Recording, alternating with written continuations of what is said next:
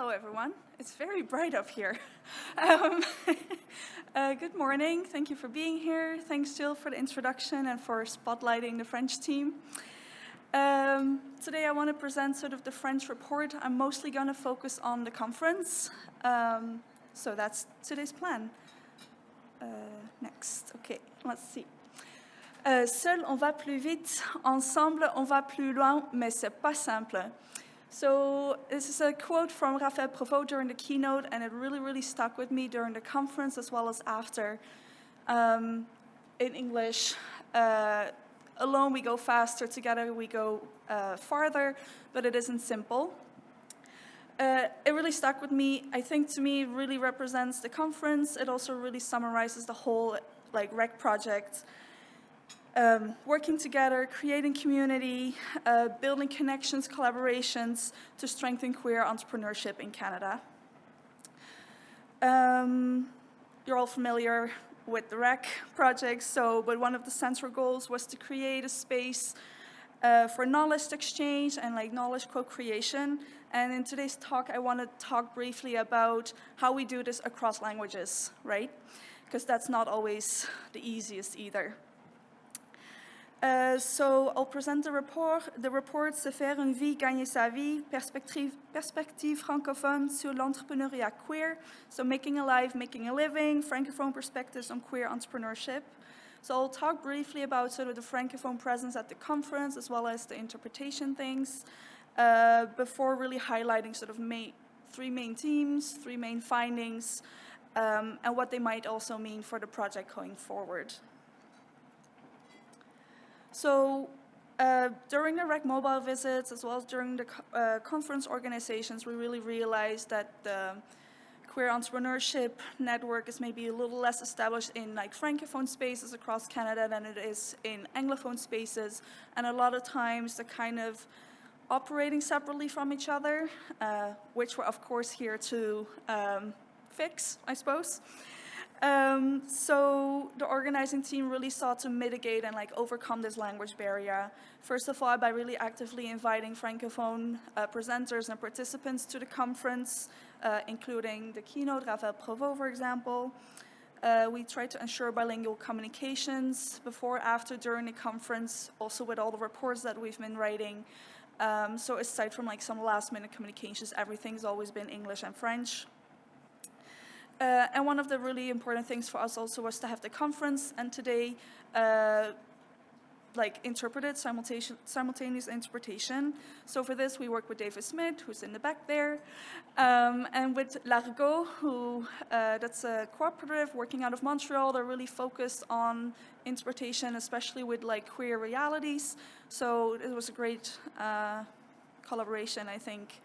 So I wanted to briefly spotlight some of the Francophone presence. So the conference really meant to bring together community, partners, creative folks, academics, researchers, queer entrepreneurs, everything. And the French Francophone presence at the conference reflects that diversity perfectly as well. So we had a keynote by Malou Brouwer, a performance by Sika and Amourivant. We had a happy hour networking event at La Cité Francophone, so in the French Quarter here, a creative workshop by Mackenzie Vida, as well as presentations by Victor Yin, Elio Choquette, and Pascal Joël Fortin-d'Aigle, just a highlight for all this amazing work. So for the report, I've really looked again at all of the Francophone presentations, which was great, thanks to the video by Katie and team. So I wanted to highlight three sort of common themes, common findings across those presentations, and I think a lot of them also resonate with a lot of the work in English, so there's no surprises really. But one thing that's maybe also more specific to the Francophone presence is that language is both an obstacle and an opportunity in entrepreneurship. And at the same time, when we're looking at the conference, it's also kind of an obstacle and an opportunity within a bilingual project, right?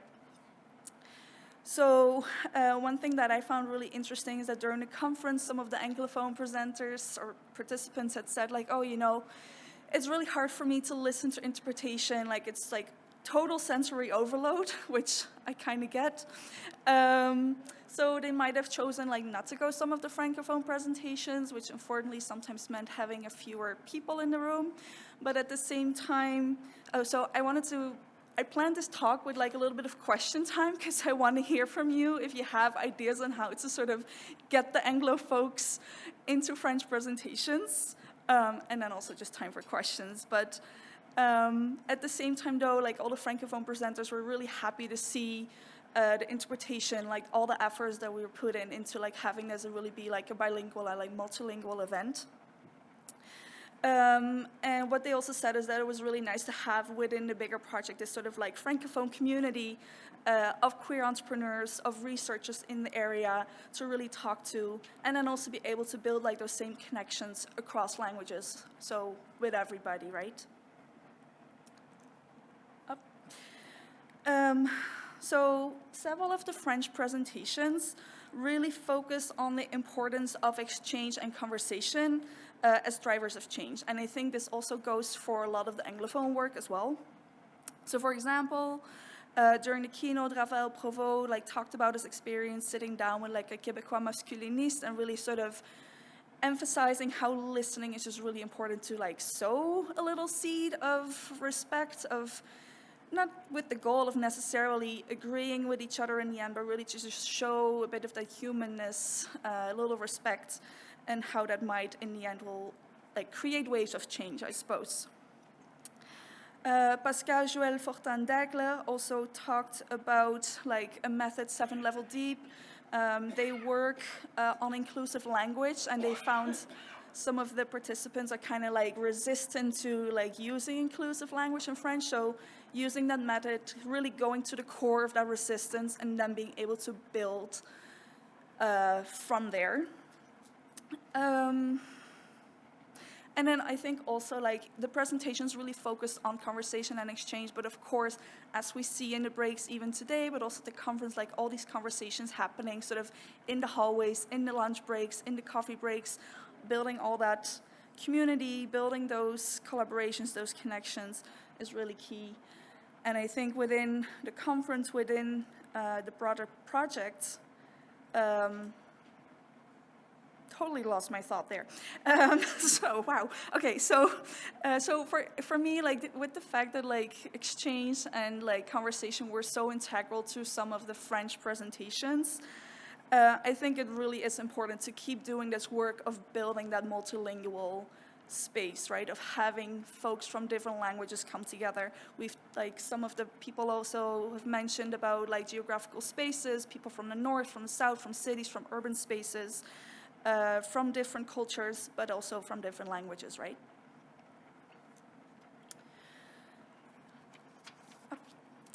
So the last finding I wanted to highlight is that a lot of the presentations in French also highlight the importance of queer life and experience as a driver of innovation in queer entrepreneurship. And I think part of that queer life is also like the Francophone queer life, so it's both things. So Fortin-Daigle, for example, in their workshops, they really take their own identity to get their participants to really engage with the idea of inclusive French and to really demonstrate how important it is. Elio Choquette really talked about how queer entrepreneurs are very well placed to build spaces that are more inclusive because they are so used to working in a world that isn't designed with them in mind. And then Victorien, who talked about the project Fierté d'entreprendre, they really emphasized the importance of language and how that intersects with queer identity. So being sort of like a double minority within Canada, both as a queer person, as a Francophone person, in an otherwise like sort of Anglophone-dominated space, how do those two work together and how can those be strengths in your entrepreneurship? So these initiatives really demonstrate that innovation in queer entrepreneurship emerges directly from these lived realities, right? And I think we saw some of that in the earlier presentations as well.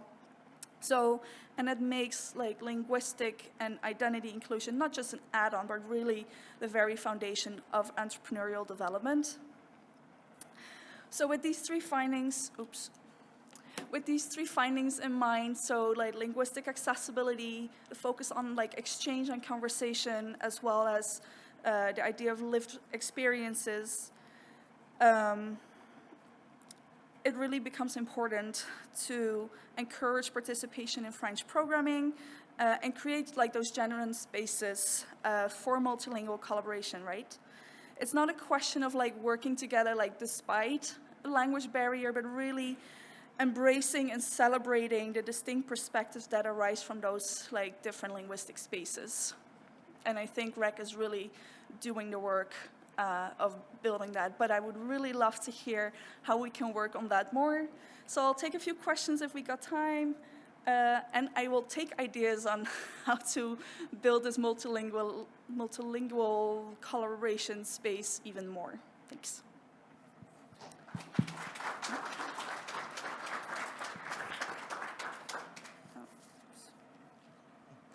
Yes, Shalini. Thank you so much. Okay, I think I see people with a mic.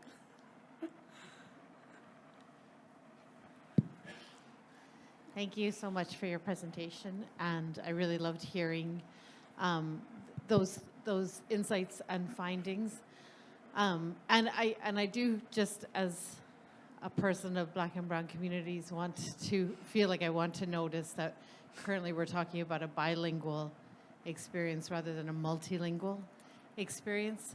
And to your question about how can we promote more English-speaking people to attend French-speaking dialogue spaces, or really just centralize or embed more of the bilingual experience, I feel that if there was more presentations or more inputs that helped people understand the framing of why this is of value, not just that it's different in translation, but language domination comes directly from colonial domination. Mm-hmm.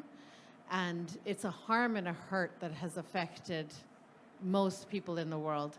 And so people avoid it because of the internal hurt and around the violence to which language was taken or enforced on them. And so to have some understanding about how reaching into multilingual spaces is then a social justice act of resistance, I think that changes the motivation, it changes the effort. Absolutely, thank you. And yes, I think especially within Canada, of course, that whole language barrier is the result of colonization. And I think I purposely usually say multilingual because there's so much more than just English and French across Canada, and I think even in the room, very likely. So, thank you. Hello, Calhoun Keating Malay, Drin Holzal. I just want to yes and what Shalini says, and just acknowledge and engage with the concept of this beautiful work we're all doing together, and the fact that this is hopefully some of the first steps we're taking in understanding these ecosystems, and highlight that we've talked about during the REC project, dreams of being able to find the resources to have Inuktitut delivery. We've recognizing the over 70 Indigenous languages here in Canada, in our space in Turtle Island, recognizing all of the global languages that come to this country through newcomers to Canada and through the diversity that we embrace, as well as when we talk about like Francophone Creoles, Acadien, Chiac, and just, I guess it's not formed as a question, but thank you for that acknowledgement of the multilingualism. I did notice you were saying multilingual instead of bilingual, and it's really touching. So, merci cho.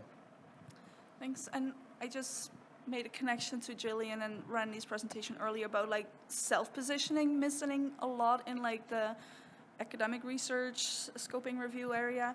And I think, like language impacts the way you see the world, right? Like I'm from the Netherlands, I don't speak French or English as a native language.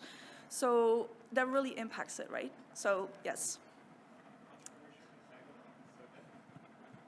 Do we have time for a last one? I saw a hand go up, but I also got a sign earlier with 3 minutes. We have 30 seconds. If you can be fast. I can say it in 30 seconds. If I remember what I was going to say. I think moving forward, it might be helpful to design conferences and presentations in such a way where it's not an option. Yes. In Canada, we're a bilingual country. Of course, we know that we're more than that. So why is it an option to opt out? So I think if we put it in such a way where people think this is an essential part of the conference, then it doesn't need to be neglected. On a second note, I think that the magnitude of linguistic exclusion needs to be more well articulated within the contexts like these, because it's not only in this room, it's outside, it's online, it's all over. And so when you put it in that context, I think we see it as a much larger issue. And whenever folks need to feel included, we amplify and make space for them. So that's what we do. Absolutely. Thank you.